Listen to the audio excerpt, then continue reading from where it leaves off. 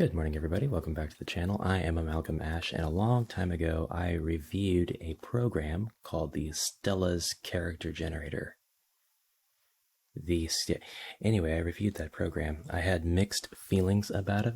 Most of them were, just use the built-in character creator that comes with RPG Maker, unless you really have a need for the bust graphics over the battler graphics. It is what it is. But I always spent time looking at any viable alternatives that there might have been.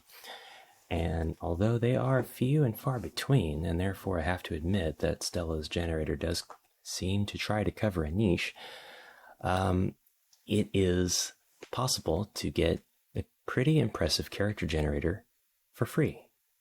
Let's take a look. Now I'll need you to come with me to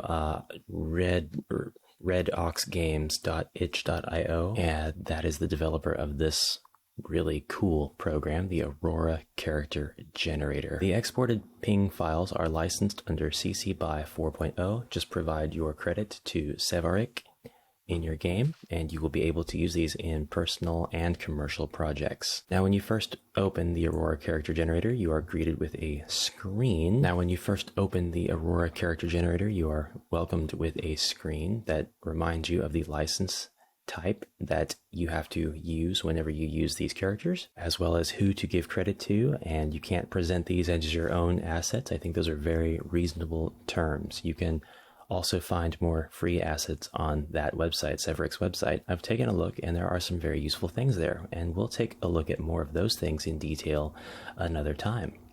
If you finish a project that includes these assets, we would appreciate a free copy.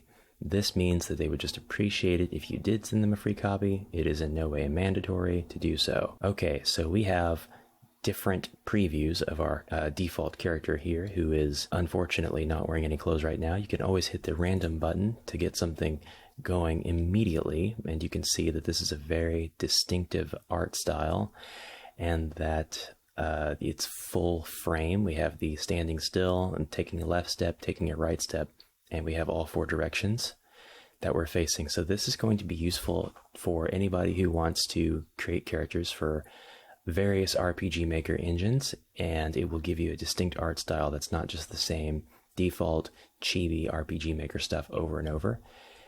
Also, very much worth noting, we've got different body types: normal torso, thick torso. You can change the size of the chest on your female. That actually might work for the male characters too. It does. Well, I'm kind of assuming this is a male-bodied character. You can change what kind of head features you have, as well as shape of your arms and legs. So hooray for body type variation in a character creator. Stella was lacking on that severely.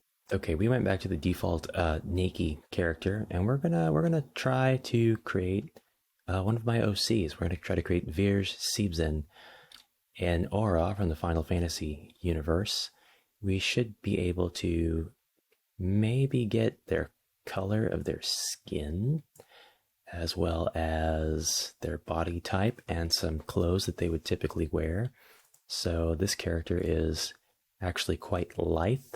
They have a small chest, a feminine appearance, normal arms, and I would say normal legs. Should I say curvy? Well, I don't know yet. I think that just really gives you some hip, as you can see when you watch the butt of that sprite. Yeah, we'll just go with normal. And we want them to have horns. Can we get some horns? We can have elf ears. If I can't get horns at all, I'll probably go with elf ears. All right, Vierge has a very pale, muted blue skin.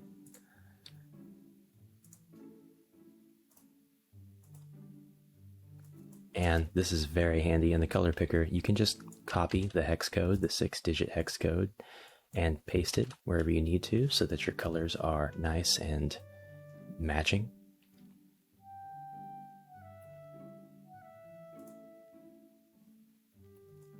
So they are an aura, but they do have hair, and they are fond of wearing very loud hats. But I don't think I see... Well, the headdress here is definitely loud. It's not a hat.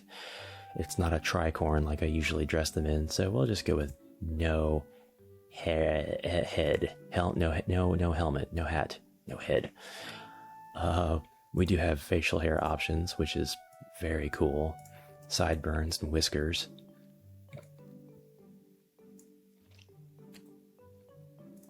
I'll go with a nun, since I did say they have a feminine appearance. We'll go ahead and cycle through all of the different hats and hairs that are down here in the hair area, to give you a preview of everything going on. So just direct your attention to the top left sprite that's facing down, and probably the profile sprites if you'd like to get a good preview of the kind of hair you can put on these guys and gals and characters of other gender. There's lots of options, and you can change the color, of course. For this one, that's a 2-color. Can I actually define both colors? No, it doesn't seem like I can. Looks like one of the colors is going to be that sort of dark brown no matter what, but we can always take the exported image and put it into an image editor and spice things up if we want. Now, Vierge has long hair, so I think they usually keep it in a ponytail as well. I think we could probably go with that. And for the clothing, we're going to try to find something that's a bit conservative, probably. I definitely like to wear Roland Berry red colors. Now, that's probably a little off, but that's more or less the color that I like to dress them in anyway. We've got the medieval wide shirt, no shirt, a t-shirt, a tank top, a Victorian blouse, which actually that looks really nice, and a Victorian blouse with a cropped sleeve. We can actually put a jacket on them as well, sleeveless zipper or a zipper, so the jacket overlays the shirt and looks great in this little style. Actually, I think I'll put that jacket on them. So we'll copy this color, we'll change that to black, and then we'll take that and paste our red color in. And now you can barely tell, actually, that they're even wearing 2 different colors, so we'll do that instead. That's a little better. They would wear long sleeves. All right, so we're going to go look at the pants now. Finally put some pants on this person, this wonderful OC of mine.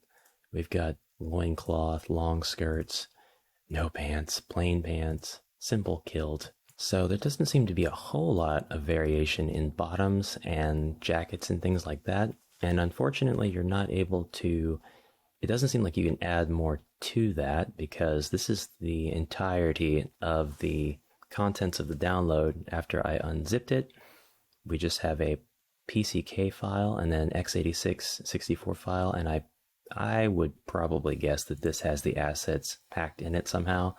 If the developer gave us access to like a series of folders where we could add our own assets, that would be extremely useful, and this thing would be instantly way more powerful, like exponentially.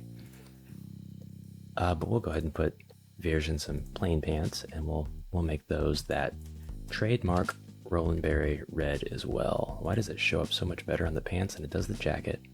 All right, and then the shoes you can do as well. We've got sandals, long boots, none, small boots. Because I'm wearing pants, it's kind of hard to tell, and the boots don't go over the bottom of the pant leg, so that's fine. We're just going to make these a much darker red.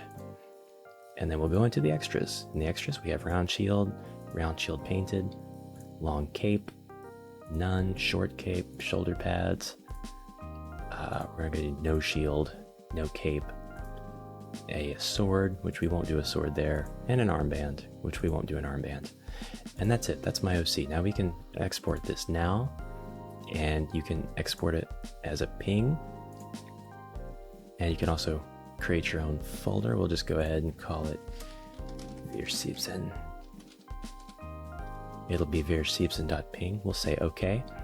All right, so the question here is this ready to import into RPG Maker? Can I import this into SGB? What can I do with this file? Well, you're going to need to put some work into it before you can use it in any of those programs. here's what it looks like in CSP. So this is just a random character that I pulled in. Let's actually pull in the one I just made in front of you guys. There they are. They are really hard to see, huh? Well, that's okay. So you'll notice that it's the down, left, right, up format, in which each row is one of the 4 directions, and this is perfect for RPG Maker, but there are 4 frames instead of 3. Now, if you're not dealing with any plugins that allows you to extend the frames of animation, you're going to want to change this. This looks like it's assuming that your program is going to cycle through the left column first, then the middle left, then the middle right, then the rightmost, and then back to the beginning. But we all know that RPG Maker doesn't do this. It starts off here with the top middle sprite. If you are facing down and not moving, it uses this middle column for when you're not moving at all. It will use the left and right columns as it alternates between the standing still sprite and cycles back and forth in sort of an oscillating pattern instead of going through cyclically. So the thing we have to do to use this and drop it into RPG Maker is we've got to cut off this left character here. Now you do that however you want, but I'm going to do it by cutting my canvas. Alright, now if we go into our RPG Maker project, which in my case is located in this PC, Documents, Games, and then the name of your project. The name of my project is Amalgamash Tutorials, and then in the image folder we have characters, and we'll just drop Voyagersmusic right in there. And now, whoa, this is the first time that I've opened this program since I've gotten my 4K monitor. This is so tiny. You can't work in this. Not without getting severe headaches. All right, so we're going to go to our actors, which of course we have Harold, and we're going to click on our brand new sprite, and immediately that's not going to work out for us. What's going on? Well, these proportions don't match up with what RPG Maker expects to find. So we've got to save this with a modified name. We've got to save it with a $sign at the beginning to tell it that it's a single sprite and not any kind of sheet of 8 sprites, which it automatically expects it to be. I do not like that convention whatsoever. Why don't I like it? Because it's awkward. All right, cancel, reopen so that the folder refreshes, unless it did already. And there we have it. Click OK. There's our sprite. OK. And there I am. All right, so it looks like the walking animation looks great. I'm walking around my map, no issues. Yeah, this will work out just fine. It's a little bit different of a style, so you'll want your entire, all of your tile sets to reflect that as well. It's not going to work out very well if you've got these nicer tall looking characters and then like squatty, very wide doors made to accommodate the giant head chibis of RPG Maker, but I really just wanted to show this alternative for a character creator. There are some things about it that I might change myself.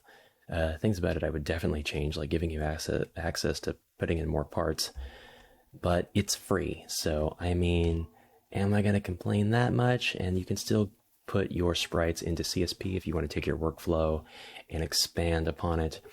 Something you shouldn't have to do, something that the program should make as easy as possible for you. But I'm saying that if you want to put in the time, you do have that ability, and then the program is free again. So, Aurora Character Generator by RedOxGames. I'll put a link in the description below. That's all. Thank you very much for checking this out, and I'll see you in the next video. Have a great day. Bye.